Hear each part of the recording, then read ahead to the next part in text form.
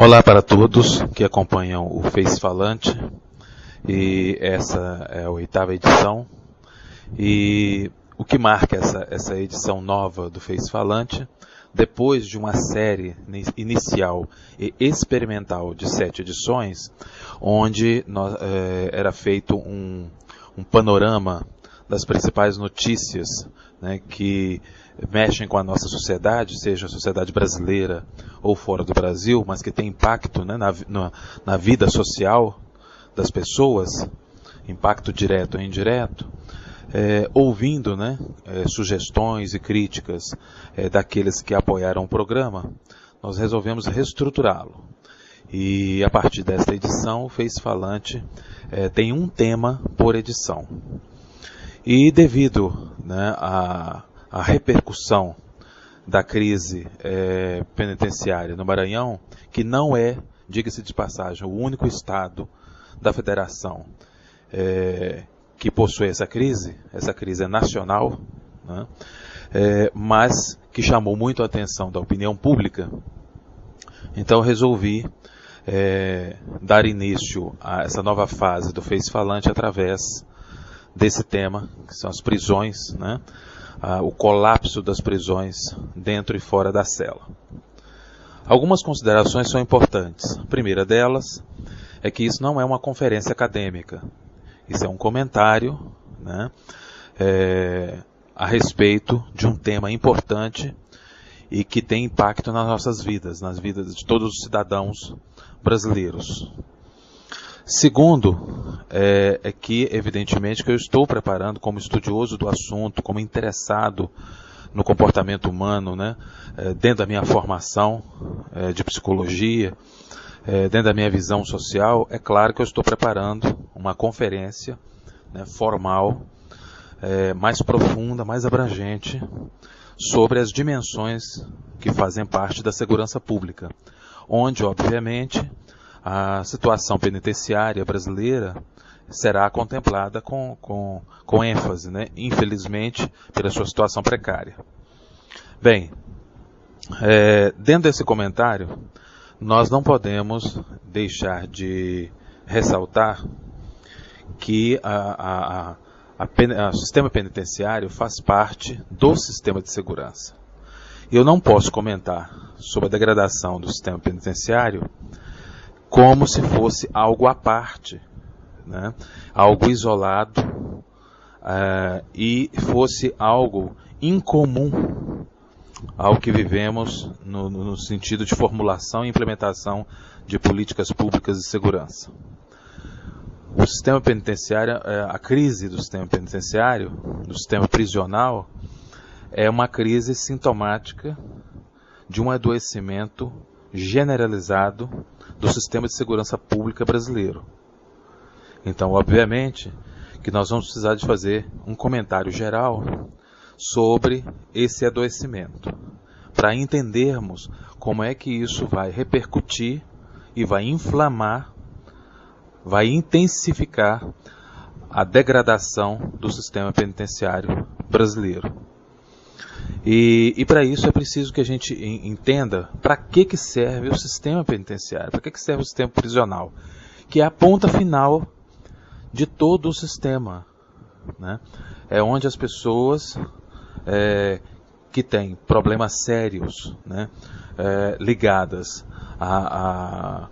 ao crime, né, ligada à conduta que é incompatível com a convivência social, são levadas, né, essas pessoas que cometem crime, são levadas provisória ou definitivamente, dependendo da sua situação judicial, com algumas premissas que são importantes, né?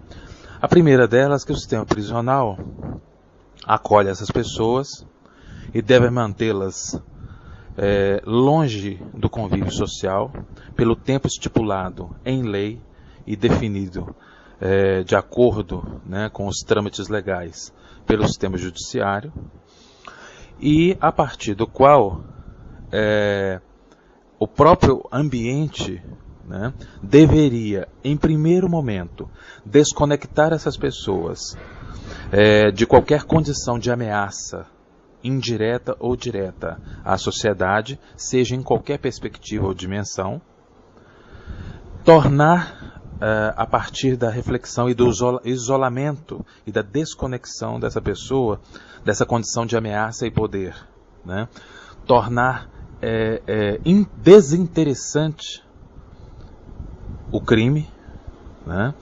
Fazer com que houvesse esse momento de vazio criminal, de vazio da delinquência, né? Onde esse poder, essa condição, né, fossem esvaziados por essa autoridade do Estado absoluta que viesse a se sobrepor a essa pseudo-autoridade criminosa, né? Esse seria o primeiro ponto. O segundo ponto, depois de uma avaliação técnica, né, adequada, e de acordo com a legislação que não fosse tão permissiva, seria gradualmente permitir que essa pessoa, depois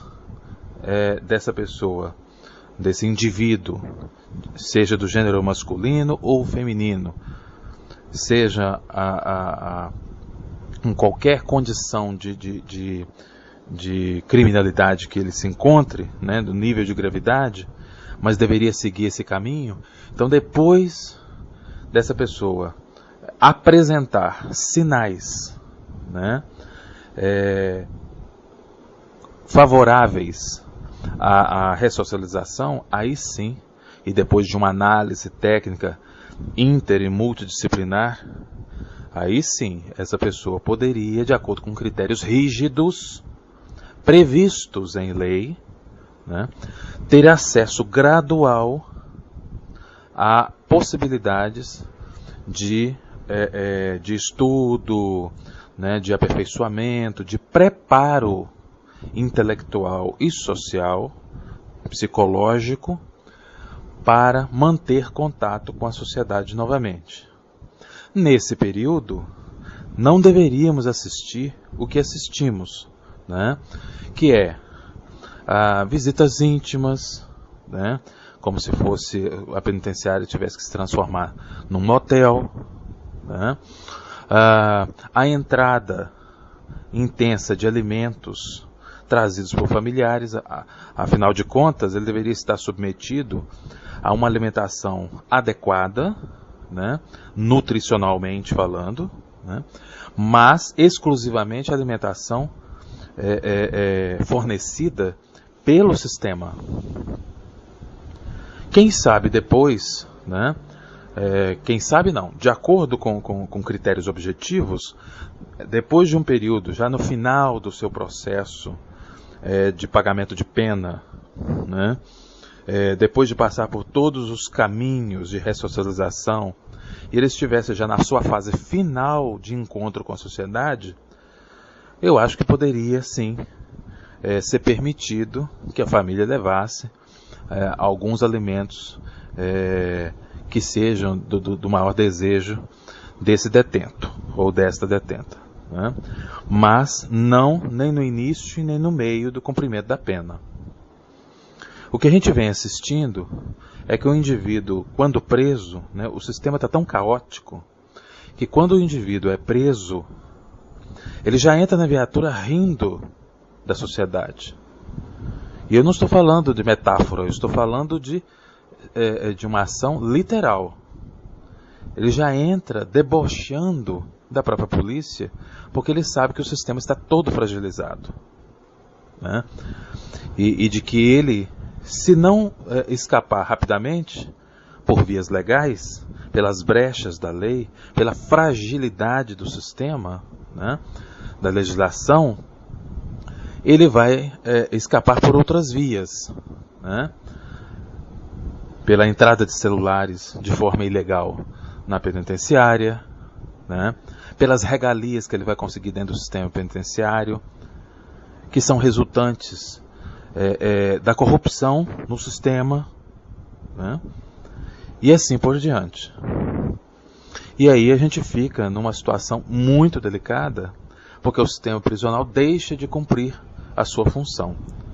E passa não só a deixar de cumprir a sua função de ressocialização, de sustentabilidade que ele não tem, porque o sistema não é sustentável e deveria ser, né?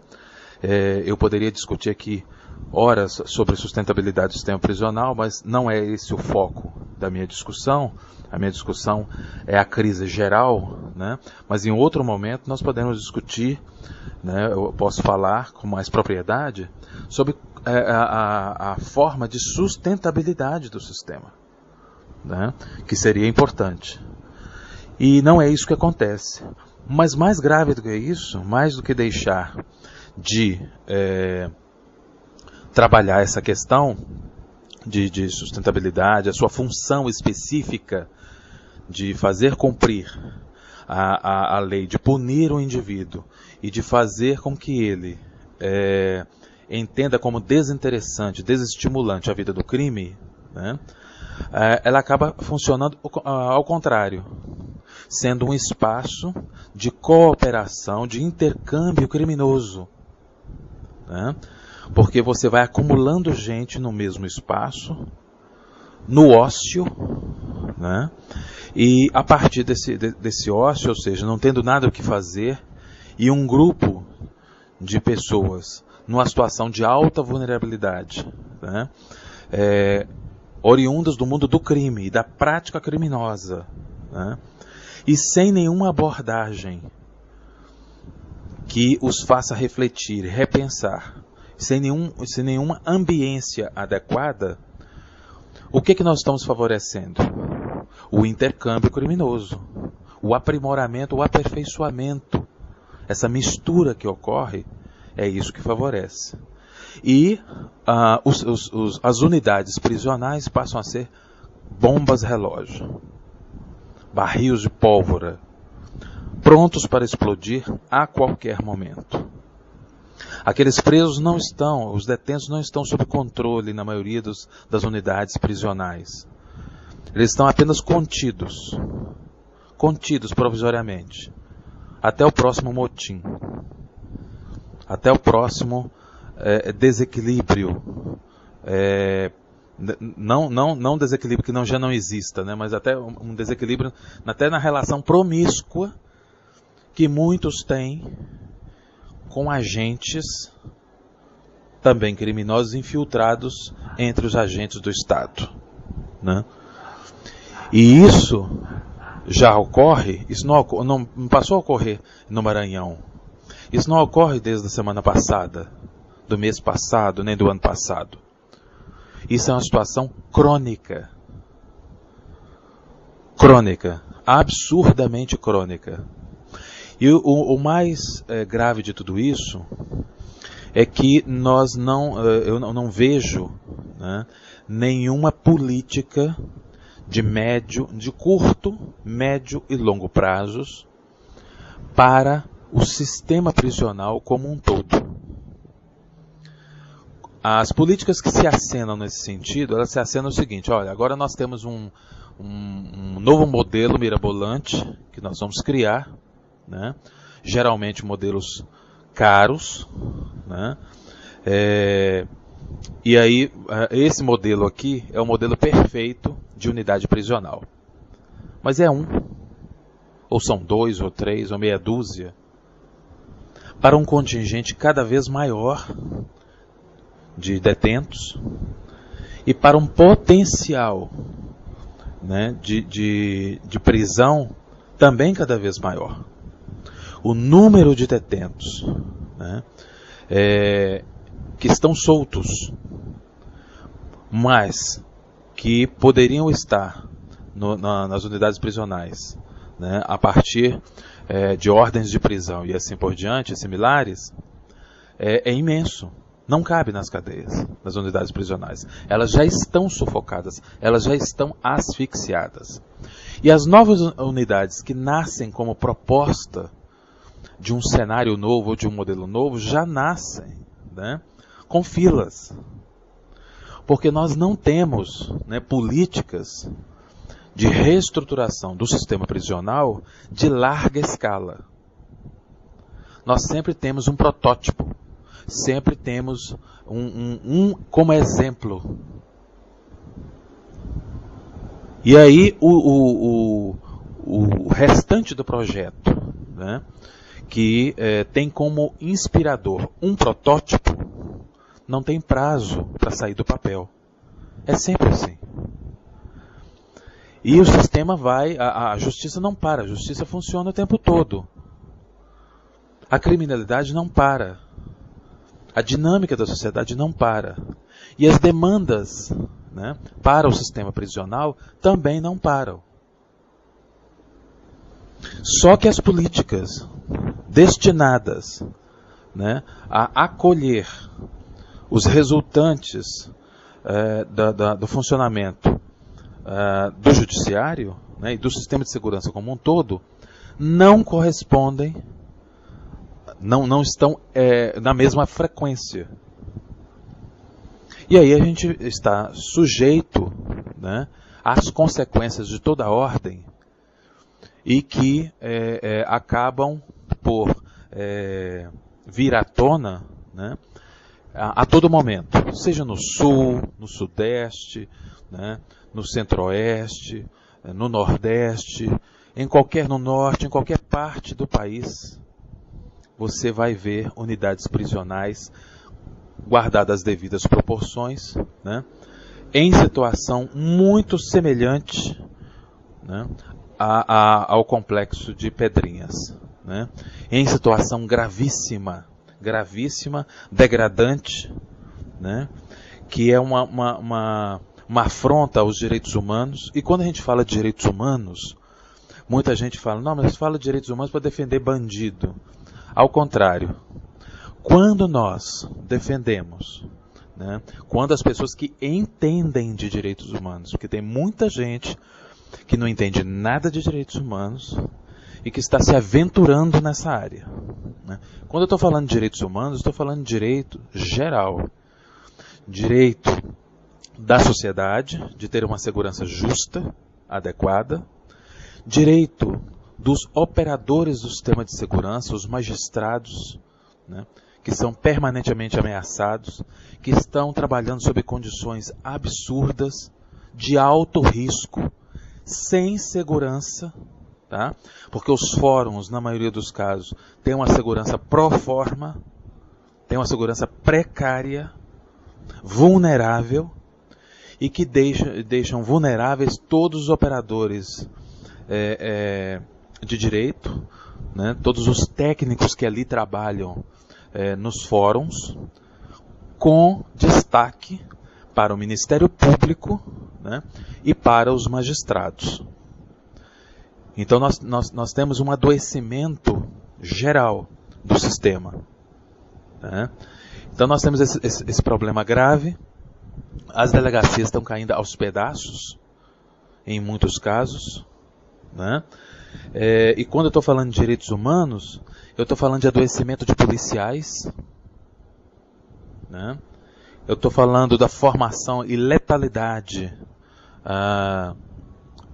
das ações policiais, que são também casos de direitos humanos. Eu estou falando do nível de suicídio de policiais, de adoecimento mental, que é um caso de direitos humanos. Eu estou falando do alto risco da profissão agravado por uma formação precária, em boa parte dos casos, né? E das repercussões que isso tem, repercussões sociais para os familiares dos policiais, né?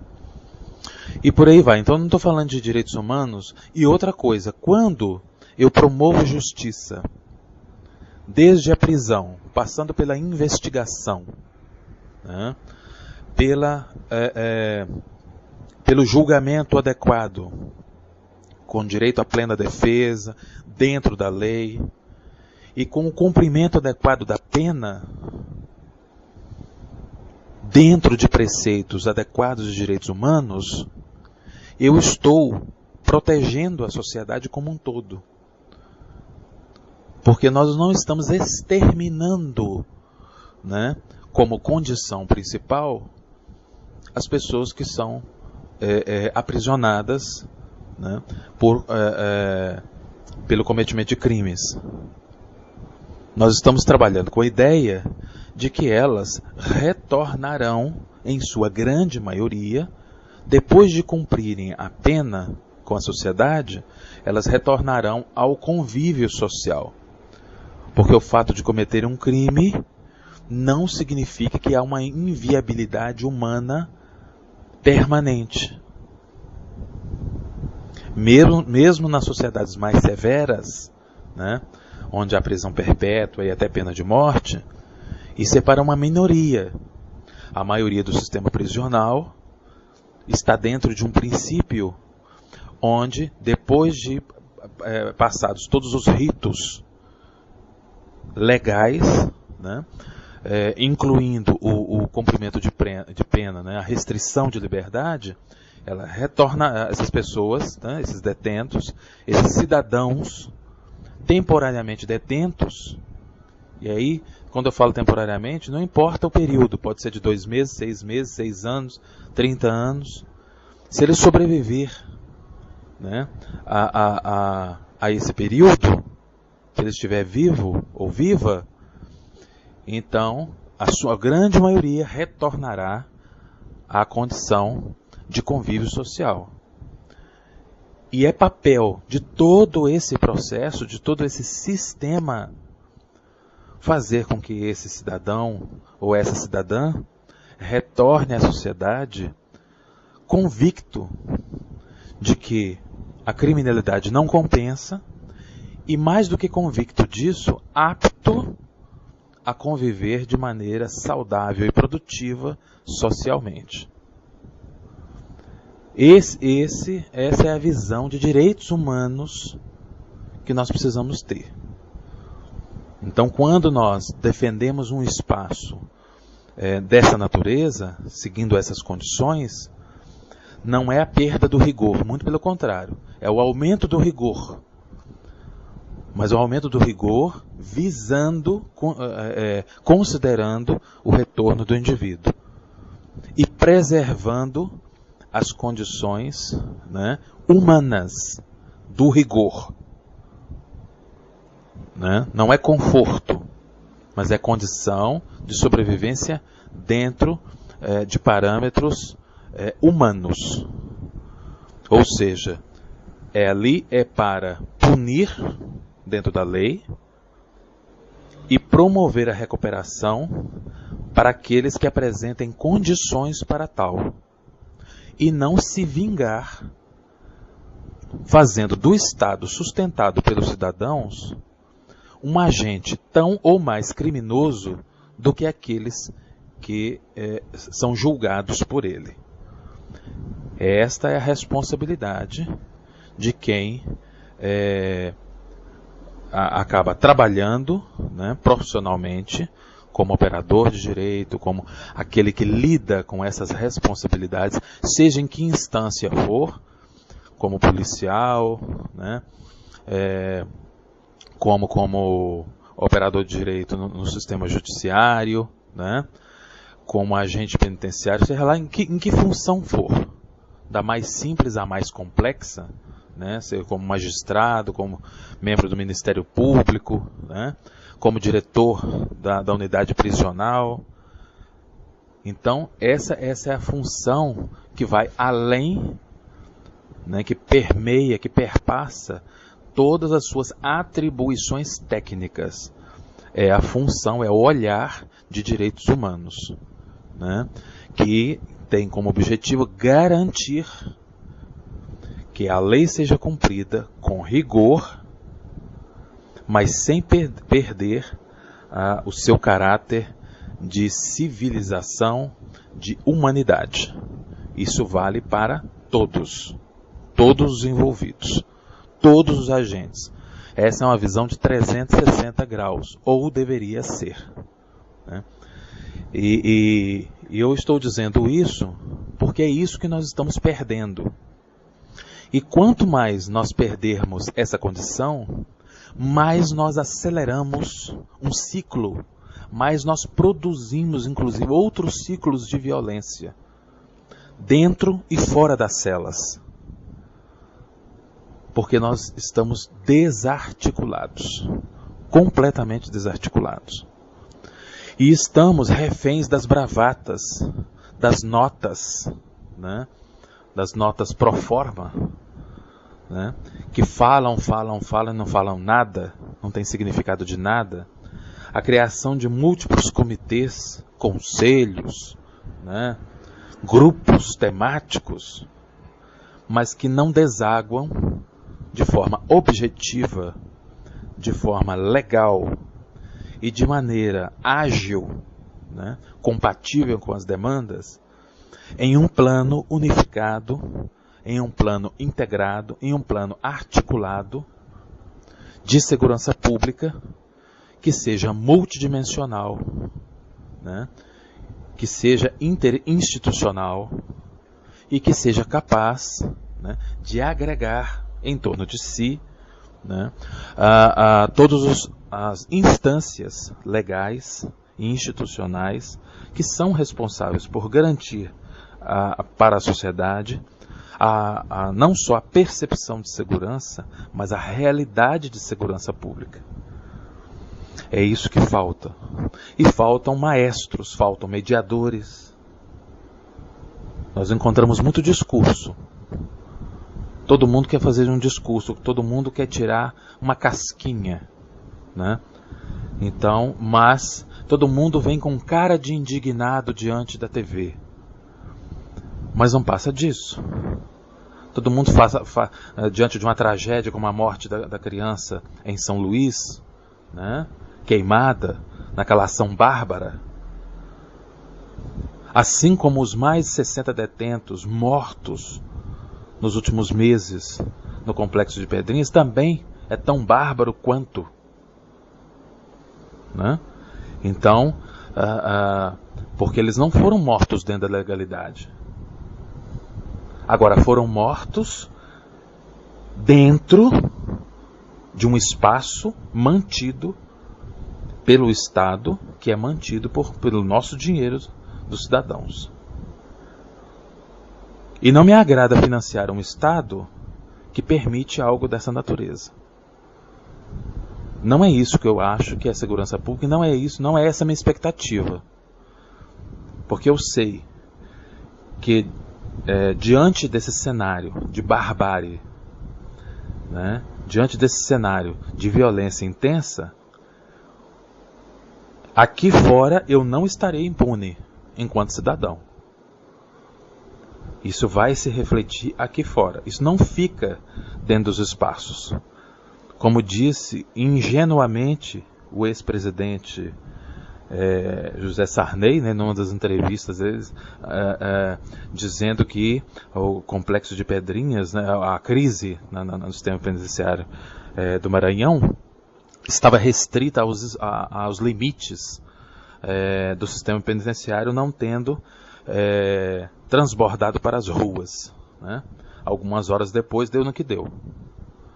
Né? A criminalidade deu a resposta para ele. Se o problema é esse, então vamos mostrar ao senhor como é que nós temos o controle. Né? E aí deu no que deu. Nós vimos.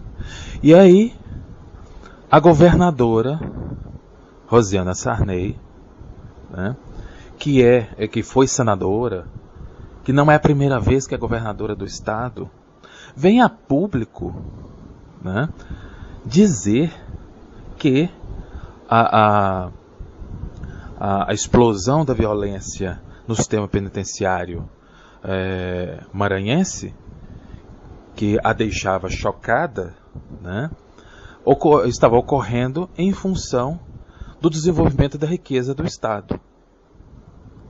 E que, inclusive, em nota ela tinha soltado antes, né, anteriormente, que o investimento do Estado já tinha passado de 100 milhões no sistema. A nota só não esclarecia em que foi gasto esses 100 milhões, porque qualquer agente da imprensa, né, qualquer registro da imprensa, por mais precário que fosse, deixava claro, mostrava que ali padecia gravemente de investimento. Né? Isso do ponto de vista físico, visível. Imagine do ponto de vista de inteligência, de organização interna, de estruturação, de integração. né? Em entrevista, o secretário estadual de segurança disse que o Estado precisa, o sistema precisa de uma reengenharia subjetiva. Eu gostaria de saber o que é reengenharia subjetiva. Alguém consegue me explicar, em termos de segurança pública, o que vem a ser reengenharia subjetiva? Não sei o que é. Não faço a menor ideia do que possa ser. E olha que o meu material de trabalho fundamental é subjetividade, hein? A psicologia trabalha com esse material, sendo um material rico para a tomada de decisões, né? Para a coleta de dados, né? Para o mapeamento de percepções e o estabelecimento de ações. Mas eu não entendo o que ele quer dizer com reengenharia subjetiva e segurança pública. Gostaria de entender. E gostaria e aí essa nova teoria, né, da governadora Rosiana Sarney, olha só, uma governadora de estado, né, que apresenta como justificativa para tudo isso, ao invés de pedir desculpas à população e realmente tomar uma atitude concreta, ela dá como resposta que isso tudo é fruto do desenvolvimento e da riqueza do Estado. Mas que riqueza? Se o Maranhão sim é rico, muito rico, em cultura, né? A cultura popular. Eu estive no Maranhão em 2013 e eu fiquei surpreso, né, com os dias que eu passei lá, a riqueza cultural que o Maranhão tem, o potencial turístico que o Maranhão tem, é algo deslumbrante, mas abandonado. E eu fico imaginando, né, de que riqueza ela fala. É uma população muito educada, muito acolhedora, carente, né, rica culturalmente do ponto de vista popular, com uma história belíssima, mas abandonada, né? E desde quando o desenvolvimento e riqueza, distribuição de renda, é motor para a violência? Se fosse assim, então, a Suécia, né, a Finlândia, a Holanda, estariam todas, então, em guerra civil. E o melhor refúgio do mundo, então, seria onde? O Sudão? A Líbia? A Síria? Onde mais? O Iraque? Seria isso? Eu fico imaginando de onde essas pessoas, numa crise dessa, né, pessoas bem formadas, né, academicamente falando, com experiência e trajetória políticas imensas, com uma responsabilidade de um Estado na mão, fala algo dessa natureza, né? E aí o ilustríssimo ministro da Justiça, né, vai para Maranhão, aí montam uma força-tarefa, porque tudo no Brasil agora é força-tarefa, né? Vai dar aquela impressão de movimento, de resposta à sociedade. Então vamos montar um comitê, uma força-tarefa, um grupo de trabalho, né? E aí até cair no esquecimento, né? A Secretaria Nacional de Direitos Humanos demonstra toda a sua fragilidade, né? Embora o ministro da Justiça tenha tido uma trajetória muito positiva, muito interessante como parlamentar, como ministro da Justiça e como líder, ou potencial líder, né, desse movimento de transformação da segurança pública nacional, e sobretudo com ênfase no sistema penitenciário, acho que ele deixa muito a desejar, infelizmente, né? Minha expectativa em relação ao ministro Eduardo Cardoso era muito maior, né? Quando eu assisti a sua escolha, né? Acompanhei a sua escolha, então eu esperava, né, pelo discurso que ele tinha, pela atuação que ele tinha parlamentar, que ele atuasse de uma maneira muito, mas muito superior ao que ele vem atuando, né? Que fosse além dos discursos. Assim como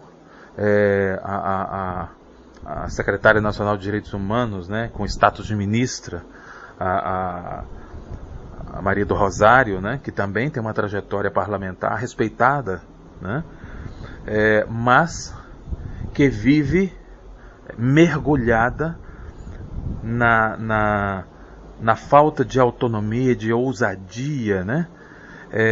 De realmente liderar um plano de direitos humanos, um conjunto de ações, uma política pública nacional de direitos humanos que possa fazer jus a esse nome e às demandas que ela representa, né? Então, infelizmente, há uma desarticulação geral. E os olhos estão todos voltados para o Maranhão, como se fosse só o Maranhão que padecesse desse problema. Mas é o Brasil inteiro.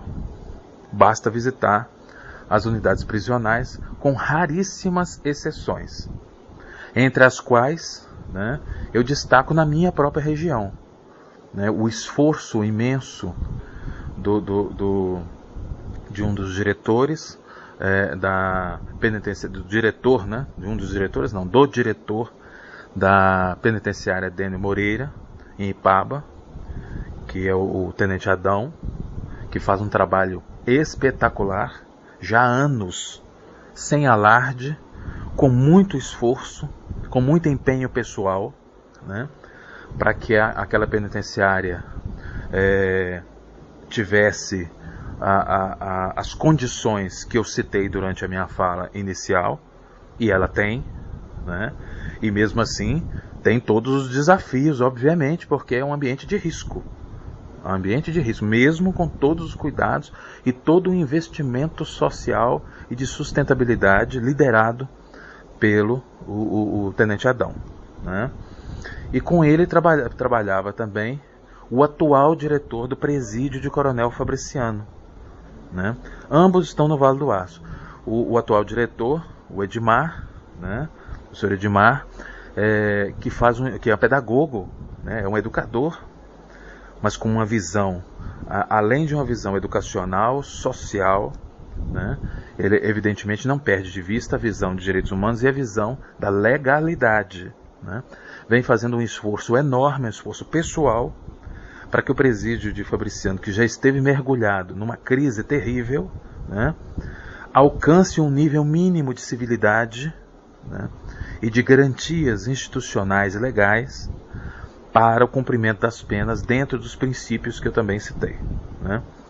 Não são os únicos. Pelo Brasil existem outros exemplos de muito esforço, mas que não são derivados de uma política pública articulada.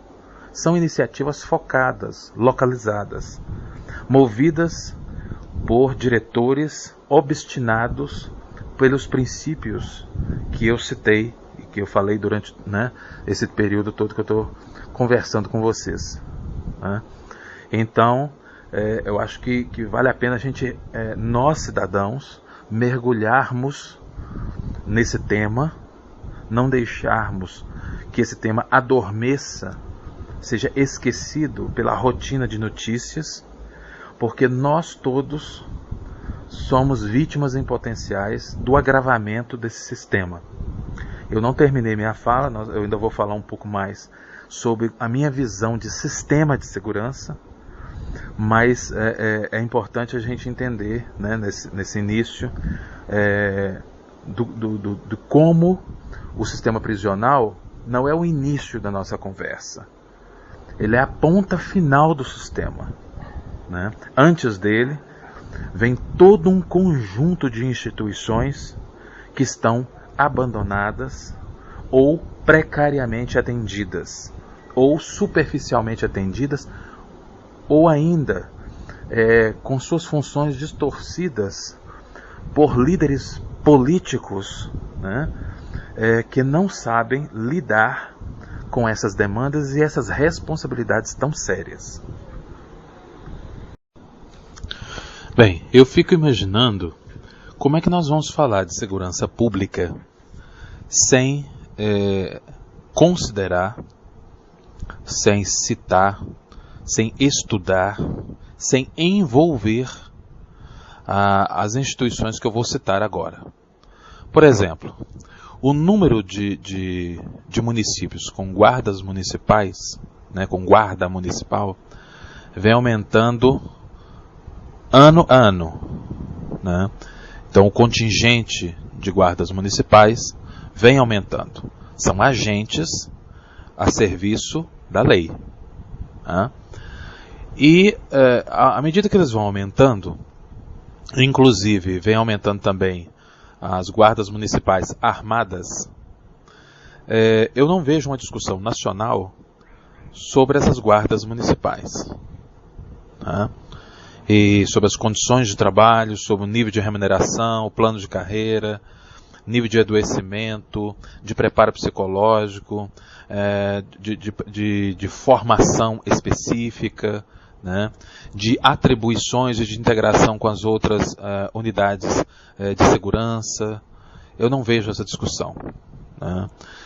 Eu só vejo que ano a ano, nas estatísticas do IBGE, né, cada vez que são divulgados números sobre guardas municipais, esses números são crescentes. Né?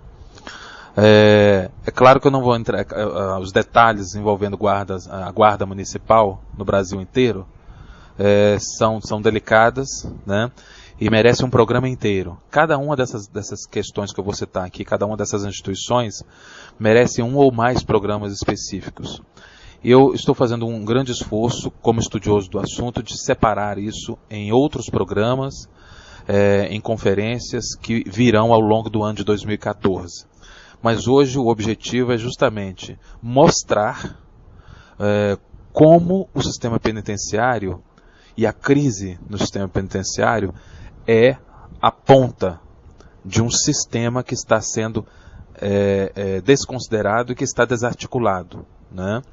E como nós, cidadãos, sofremos o efeito crescente dessa desarticulação e desse conjunto de bravatas e de falsas ações e de políticas que não se instalam como deveriam para atender a demanda. E mais do que isso, mostrar como o sistema penitenciário é a ponta final do processo e não o início.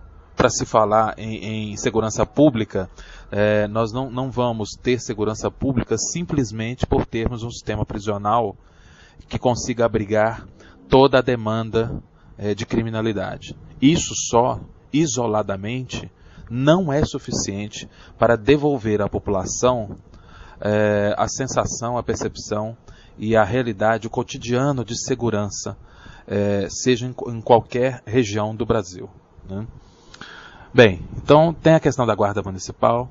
A polícia civil é outra vítima dessa política equivocada, né, dessa ausência de uma política contínua, consistente, abrangente, né, e que seja multi e interinstitucional. Né.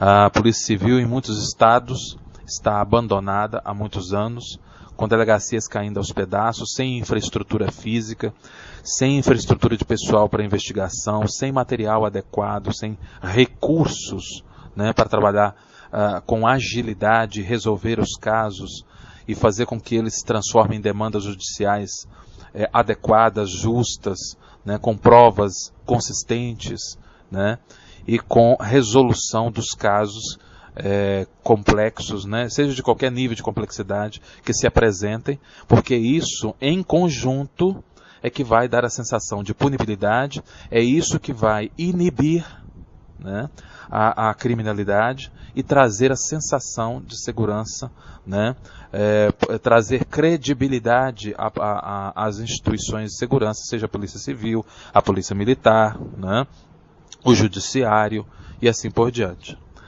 A Polícia Militar também padece de problemas sérios em relação à infraestrutura, em relação à integração com a polícia, com as demais instituições de segurança, seja a Polícia Civil, seja o Judiciário e assim por diante, né?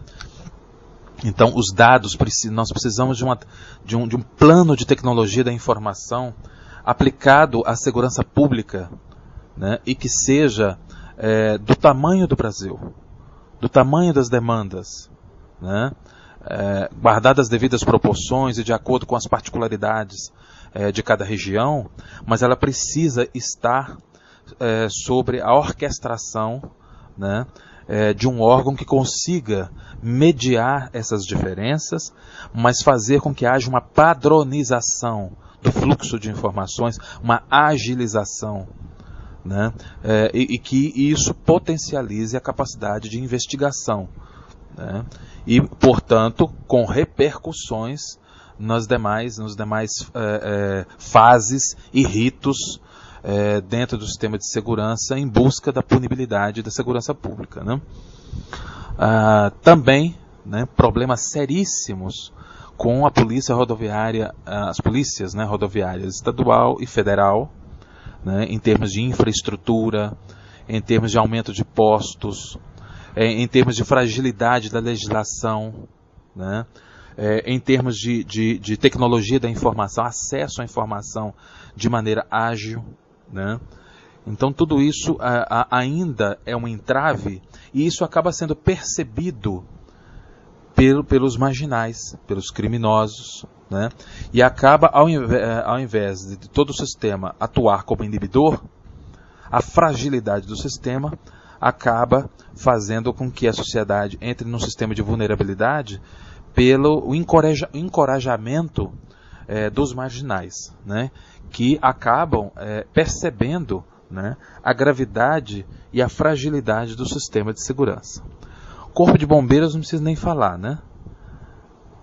O Corpo de Bombeiros tem o mínimo do mínimo possível, e talvez em 3, 4 grandes centros no Brasil, que é Rio de Janeiro, São Paulo, talvez Belo Horizonte, Curitiba, Porto Alegre, alguma coisa nesse sentido, né? Talvez Brasília. Tem o mínimo do mínimo do mínimo. Porque o Corpo de Bombeiros está abandonado no Brasil inteiro, tá? Então, o que eles fazem é um esforço sobre-humano para atender às frequentes demandas e crescentes demandas, né, derivadas justamente do aumento da densidade populacional urbana, né, sobretudo. E eles estão parados no tempo, em termos de tecnologia, de número de agentes e de recursos, de veículos, de equipamentos, né? Então nós não estamos preparados, praticamente em nenhuma parte do Brasil, para demandas graves, né, para tragédias em maior escala, né? Temos ainda um corpo de bombeiros que trabalha com uma obstinação pessoal de cada um deles, né, uma vocação enorme para o trabalho, para as suas funções, mas isso só não é suficiente, né? É preciso que a gente dê ao Corpo de Bombeiros o que ele precisa, que são as tecnologias, os equipamentos, né, os recursos para que ele socorra, né, e agilidade para que ele possa socorrer a população de acordo com o crescimento das demandas, né? Ele faz parte do sistema de segurança, mas ele não consegue atender a essas demandas na maior parte do Brasil, embora ele tente, né, de maneira obstinada, repito, e louvável, né, pela dedicação dos seus membros, né, em atender a população da melhor maneira possível, com os recursos escassos que eles têm, tá? A Capitania dos Portos, que é responsável, né, pela segurança do fluxo de embarcações no Brasil inteiro. Você, por exemplo, que está me ouvindo, você conhece a Capitania dos Portos? Você já foi abordado em alguma viagem sua pelos grandes rios do Brasil, né, pelo litoral brasileiro? Você já viu a presença maciça da Capitania dos Portos, fiscalizando, fazendo com que as embarcações andem dentro dos critérios estabelecidos, que os usuários do sistema marítimo, né, não só das grandes embarcações, né, os grandes cruzeiros, mas também as embarcações de pequeno e médio porte, aquelas que fazem transporte tanto regular quanto aquelas que fazem passeios nas regiões turísticas, né, fluviais do Brasil, né? Você já viu essa abordagem sistemática? Certamente que não. porque a Capitania dos Portos também, a exemplo dos outros componentes, né, dos outros integrantes do sistema de segurança brasileiro, também padece de recursos, de equipamentos que permitam agilidade e cumprimento da lei, né? Então ela faz o máximo que os seus recursos, né, permitem. E isso é muito pouco diante, principalmente, do crescimento progressivo das demandas, né, por turismo, sobretudo nas áreas fluviais, né, como o norte vem crescendo, o interesse, né, por expedições, né, no norte, no Pantanal, né, no litoral, né, o trânsito de pessoas indo para o litoral, seja de estrangeiros ou de brasileiros, é cada vez maior, mais crescente, mais regular, né, com o aumento de renda, né, com a ascensão de algumas classes que antes não tinham essa oportunidade e que agora tentam conhecer melhor o Brasil. Então, e a gente não vê a Capitania dos Portos crescer na mesma proporção para atender essas demandas, para ter o rigor, né, que é necessário para a boa convivência, o bem-estar dos usuários, sejam eles banhistas ou usuários do sistema de transporte fluvial, né, no Brasil. Então, a questão é muito mais séria do que eu estou dizendo, obviamente, mas como o nosso tema hoje não é este, eu estou apenas passando rapidamente pelos problemas seríssimos dos integrantes do sistema de segurança, né? A Polícia Ambiental, a mesma coisa, né?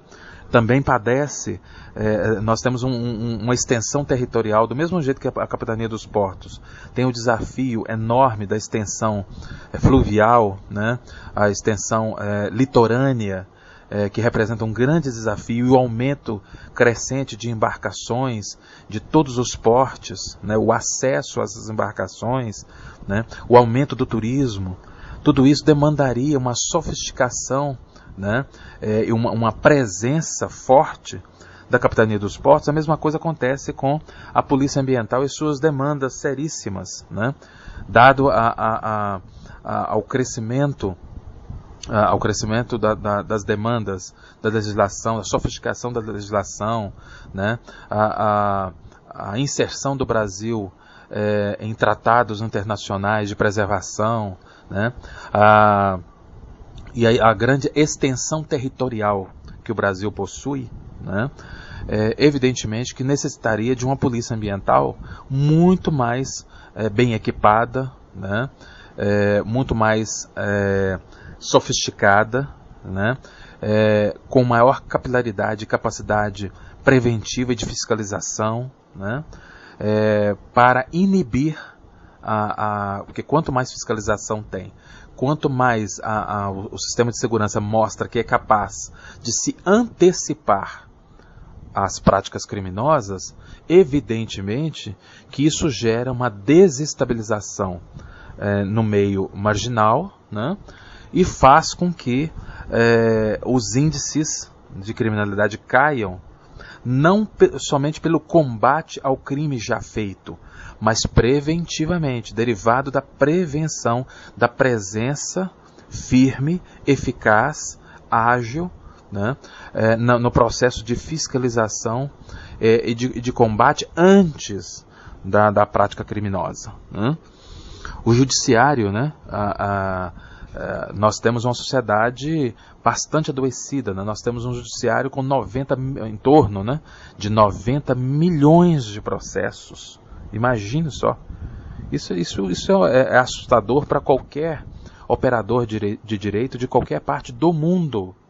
Qualquer magistrado que vem ao Brasil fica perplexo, né, com uma sociedade que tem a cultura do litígio, né? É uma sociedade que tem aí em torno de 200 milhões de habitantes. Se você tirar o número de crianças, né, que não demandam diretamente ações no judiciário, você vai ver que nós temos aí, em média, aproximadamente um processo por habitante, ou 1 ponto alguma coisa por habitante, no sistema judiciário, né? Então, é uma sociedade que tem muita dificuldade, que apresenta, né, isso é o sintoma de extrema dificuldade de se sentar. É uma sociedade com poucos mediadores, com poucos facilitadores do diálogo, com poucos estimuladores do diálogo. A gente tem acompanhado o esforço do judiciário de criar projetos e espaços de arbitragem, de conciliação, né, e de mediação de conflitos, mas isso é em relação a demandas que já estão estabelecidas no judiciário. As outras instituições sociais precisam entrar nessa articulação. Onde está a liderança dos outros ministérios, né? O Ministério da Educação, por exemplo, a Secretaria de Direitos Humanos, para criar todo um plano nacional de mediação de conflitos, né, que faça com que a sociedade reaprenda o caminho do diálogo e a justiça, o judiciário, seja visto como uma instância segura, justa, mas a última instância a que se deve recorrer, né? Que se tenha todo um caminho, todo um protocolo, todo um conjunto, né, de degraus de diálogo, de instâncias para o diálogo, né, visando encontrar caminhos saudáveis de convivência, né, de rompimento com aquele mito de que o meu direito começa quando termina o seu, né? O meu direito não começa quando termina o seu. O meu direito convive com o seu. E o seu direito e os seus deveres também convivem com os meus direitos e os meus deveres. É um processo de convivência. Os meus direitos e meus deveres, para existirem e serem legítimos e serem reconhecidos como legítimos, não precisam extinguir os seus direitos e deveres. Não precisam eliminar do seu caminho os seus direitos. Então nós precisamos acabar com esses mitos, né? Essas bobagens que a gente vai ouvindo e vai repetindo. E mais do que bobagens, elas se tornam uma palavra de ordem, né? Que justifica o nosso comportamento litigioso, o nosso comportamento pouco amigável, né? E nós precisamos entender o quanto a nossa sociedade está doente e parar de vir a público, as autoridades pararem de vir a público, dizer que a nossa sociedade é uma sociedade pacífica, que a nossa sociedade é uma sociedade alegre, bonita. Olha, os sintomas e os problemas, o número de crimes banais que nós estamos assistindo, o número de mortes, mais de 40 mil mortes no trânsito, milhares de mortes derivadas de embriaguez, mortes banais, milhares de mortes banais, centenas, chega aos milhares de mortes em confronto com a polícia. Como é que eu posso chamar uma sociedade dessa, com 90 milhões de ações no judiciário, uma sociedade como uma sociedade pacífica? É uma hipocrisia. Isso é uma negação da realidade. E quando nós negamos a realidade, como é que nós vamos intervir? Se nós não reconhecemos um problema sério que temos, como é que nós vamos intervir na medida a eliminar esse problema e transformá-lo numa ambiência favorável? Se ele não existe, como é que eu vou intervir no que não existe? Então o poder da linguagem, o poder da palavra, né, o poder desses mitos que nós criamos, faz com que nós chegamos a fazer constantemente vista grossa, fiquemos insensíveis, né, a esses números, a não ser que quando eles batem na nossa porta, quando alguém da nossa família, quando nós somos vítimas.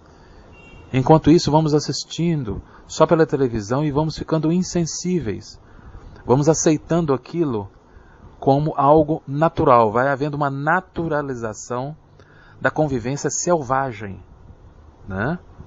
Vai havendo uma naturalização do comportamento agressivo, litigioso, criminoso. Nós vamos aceitando aquilo como algo que faz parte, vai sendo integrado a nossa sociedade, como se não houvesse saídas necessárias, urgentes, possíveis, né? Então é por isso que eu estou dizendo para vocês nesse período todo, o quanto o sistema prisional vem ao final, né? O próprio judiciário precisa rever até a sua arquitetura, como ela é vulnerável para os magistrados, para os técnicos que lá trabalham, né? Para os demais funcionários, para o Ministério Público, né? O quanto a estrutura não está preparada para essa demanda de violência. O quanto o judiciário está mergulhado numa legislação que não dá a ele condições de agir com mais objetividade. E quanto mais subjetivo e dúbio é a legislação, né, mais injusto ela acaba sendo. Mais desigual a justiça acaba sendo por consequência dessa legislação, desse cipoal de legislação que nós temos, que em muitos aspectos é redundante, né, dúbio, e acaba sendo também uma legislação subjetiva, muito subjetiva, né? E a legislação precisa objetivar, né? Precisa criar mecanismos de clareza, de transparência, para que as brechas não transmitam a sensação de impunidade, né? Não transmitam a sensação de que o crime compensa, né? De que o diálogo não é interessante, né? Para que essa sensação de impunidade não crie um desprestígio para a própria paz social, para a própria convivência, para o diálogo, para a legalidade, né? Para a idoneidade, para a ética. Então nós precisamos fazer resgate desses componentes que eu citei, que estão sendo asfixiados, estão à deriva, estão abandonados, né? Abandonados, estão sendo agredidos o tempo inteiro por todos esses problemas que eu citei, e que não são os únicos, são alguns dos problemas das instituições que compõem o sistema de segurança. E o sistema prisional eu já falei um pouco, porque quanto mais a gente fala, mais detalhes a gente encontra para dizer, para esclarecer, para falar, dada a complexidade, a abrangência e a profundidade que o assunto requer. Mas eu vou terminando por aqui este programa sobre prisões. Não será o único sobre segurança, não será o único sobre o sistema penitenciário. Outras iniciativas eu já estou preparando para esse semestre, para o ano de 2014 também, para as próximas semanas, né? E que todos que se interessam por esse assunto, todos os cidadãos, né, que se interessam, precisam espalhar essa ideia, né? Contaminar os seus amigos, os seus contatos na rede, para que a gente faça desse assunto um assunto importante para discutir num ano de eleições gerais, para demonstrar para os candidatos que nós não estamos brincando, que nós estamos atentos, né? Inclusive essa naturalização, vou dar 2 exemplos dessa naturalização do que pode não ser ilegal, talvez, né? Mas acaba não sendo moral. Um deles, por exemplo, eu vi recentemente numa praia, né, que eu estava visitando, uma praia urbana, em shows que eram realizados à meia-noite, né, e que estavam ali para estimular a convivência de adultos, né, de turistas, para fomentar o turismo, para promover o desenvolvimento da cidade através desse ciclo turístico. Era uma região litorânea, etc. e tal. Até aí tudo bem, né? Mas quando eu vejo entre os mais de 100 mil participantes né? Tinham noites que tinham 200, 300 mil participantes, né? Dos shows, né? Do movimento da orla, né? De onde eu estava. Mas quando eu vejo entre esses participantes centenas de pais com bebês de colo, bebês no carrinho, né, de bebês, meia-noite, 2 horas, 3 horas, 4 horas da manhã, né? Quando eu vejo centenas de pais com garotas e garotinhos de 3 anos, 4 anos, pegos pela mão, levados para lá e para cá no meio da multidão, sem controle nenhum, a multidão solta na areia, sem nenhum espaço demarcado específico, né? Aí você me diria, mas tem como demarcar? Claro que tem. Eu participei de um festival de música, por exemplo, em Belo Horizonte, onde uma grande empresa nacional de perfumes faz esse festival anualmente em Belo Horizonte, planejou adequadamente, né, o seu evento, aberto ao público gratuitamente, amplamente divulgado pela mídia, né, e um dos locais era uma praça, no centro da cidade, onde é fácil, né, perto do metrô, perto dos principais pontos de ônibus, ou seja, fácil para convergir a população para participar, né? Mas o que ela fez para evitar tumulto? Além de toda a praça estar cercada, foi feito um estudo para dimensionar quantas pessoas cabiam em pé confortavelmente, sem se acotovelar, na sequência de mais de 7 shows, né, durante um dia inteiro, de grandes nomes da música popular brasileira, né? Então iam atrair milhares de pessoas.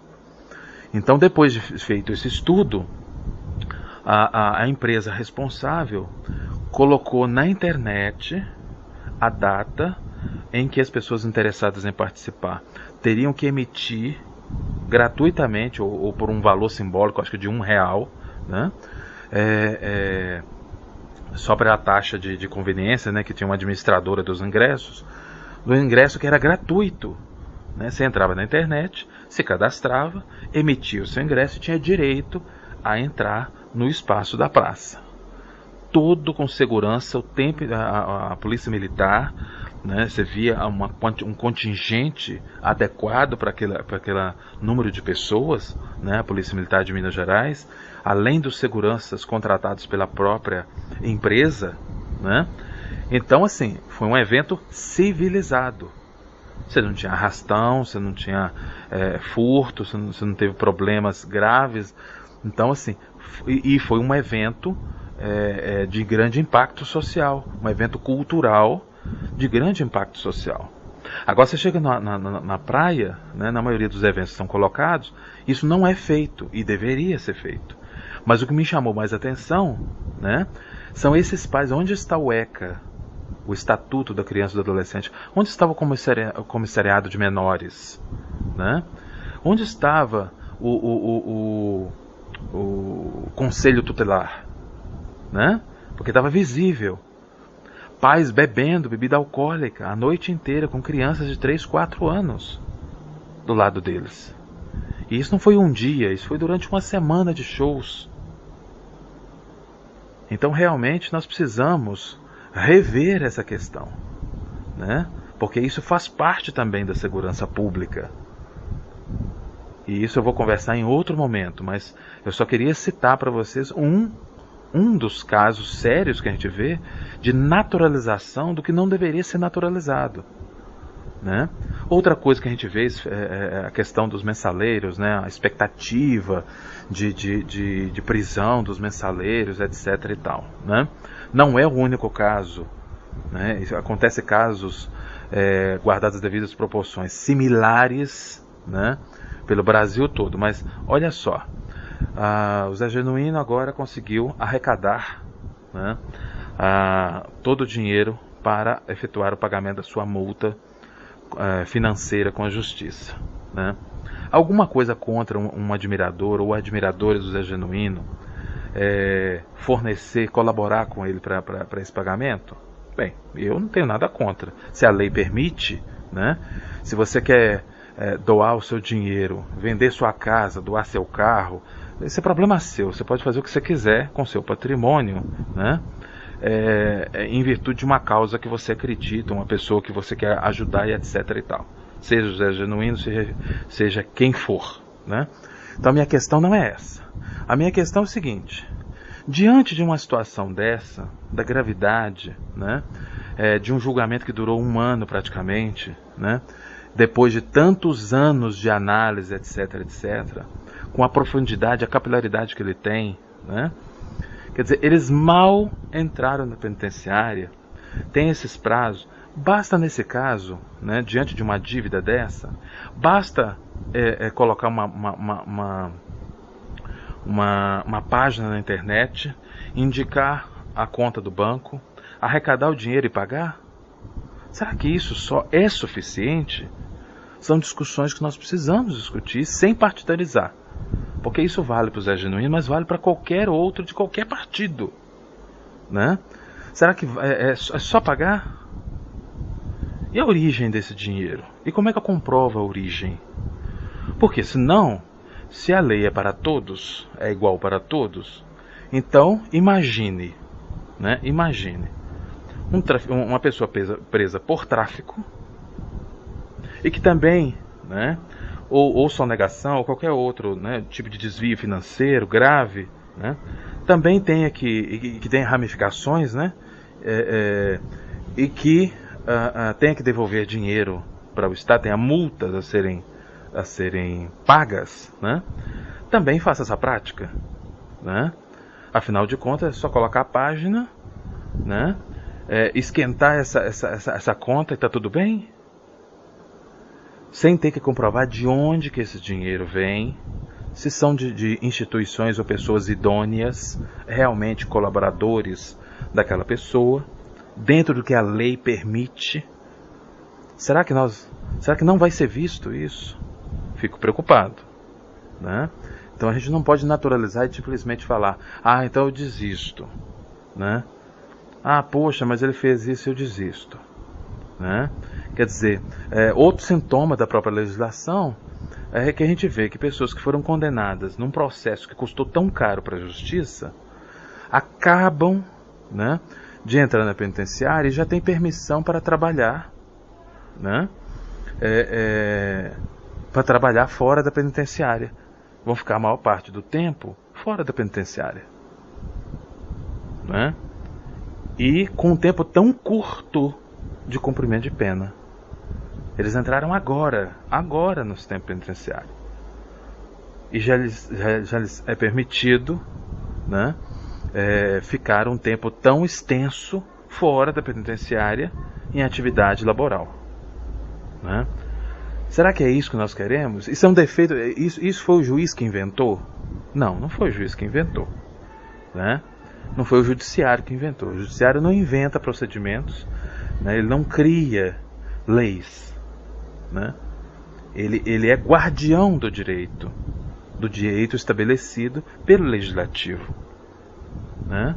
Então nós precisamos exigir, não para A ou para B, mas para todos, né, uma legislação com menos brechas, com menos recursos, que assegure o direito pleno, né, de defesa, mas que não seja utilizada para procrastinar, utilizada simplesmente para adiar indefinidamente uma decisão judicial e onerar os cofres públicos, onerar o custo da nossa justiça, que no final quem paga são os cidadãos, que a justiça é custeada pelo cidadão, por mim, por você que está me ouvindo. Então nós precisamos de uma justiça que seja alimentada, né, que seja guardiã de um sistema de legislação que seja justo, enxuto, objetivo, abrangente, que permita o direito de defesa plena, né? Que seja humano, mas que garanta, sobretudo, a punição compatível com a gravidade do crime cometido, né, para que o judiciário possa entregar ao sistema penitenciário, né, o cidadão de forma que o sistema penitenciário também esteja preparado para recebê-lo e fazer cumprir a sua parte, de modo que as instituições vão se conectando e formando, né, formem consistentemente um sistema que dê à sociedade a sensação de segurança, né, que essas instituições resgatem a sua credibilidade, a sua força social, né, e que essa credibilidade seja inibidora da ação criminosa, seja ela em que instância for, em que extrato social for, em que dimensão for, em que modalidade for, né? Que o crime no Brasil, a partir desse fortalecimento dessas instituições todas que eu citei, entre outras, né, seja fortalecido, né, que o crime seja tomado por essa sensação de desprestígio, que seja desinteressante a prática criminosa, em virtude desse fortalecimento do sistema de segurança pública, e não de um sistema policial ou do judiciário, né, ou de uma polícia X ou Y, né, ou do sistema penitenciário ou prisional, né, que seja o sistema de segurança pública, que haja um plano de segurança pública viável, execuível, de curto, médio e longo prazos, né, e que não seja recheado de bravatas ou conversa fiada, que seja coerente e consistente, né. Bem, eu vou terminando por aqui. Espero que eu tenha contribuído com essas reflexões. Não são as únicas. Existem centenas de questões a serem colocadas.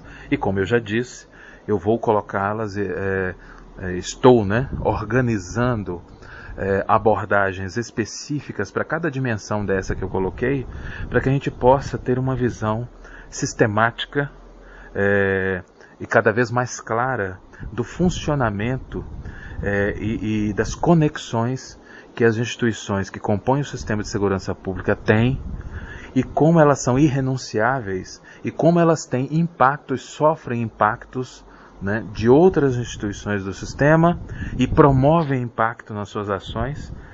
Sendo assim, impossível falarmos de segurança pública isolando uma instituição ou privilegiando ou desconsiderando ou considerando ênfase de uma instituição sobre a outra, né?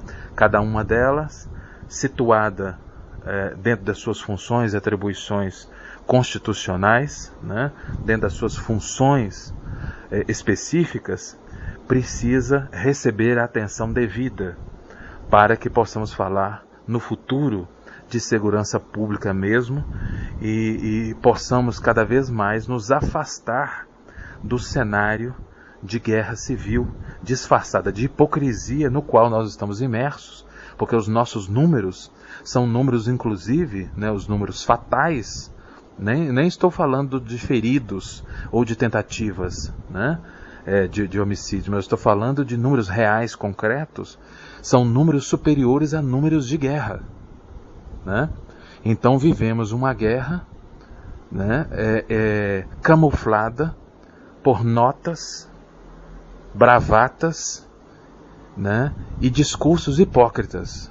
E nós precisamos abrir mão disso, renunciar a essa naturalização das coisas, né, naturalização do que não é natural, né, e passarmos a ter uma voz ativa enquanto cidadão, acionarmos os nossos legisladores, pressionarmos os nossos gestores públicos, né, através das associações de bairro, dos mecanismos que nós temos, né, fortalecer aqueles que trabalham corretamente em todas essas instituições, porque tem, Do mesmo jeito que nós temos um índice de corrupção e problemas e distorções e deformações, nós temos profissionais obstinados, profissionais sérios em todas essas instituições, em todos estes níveis.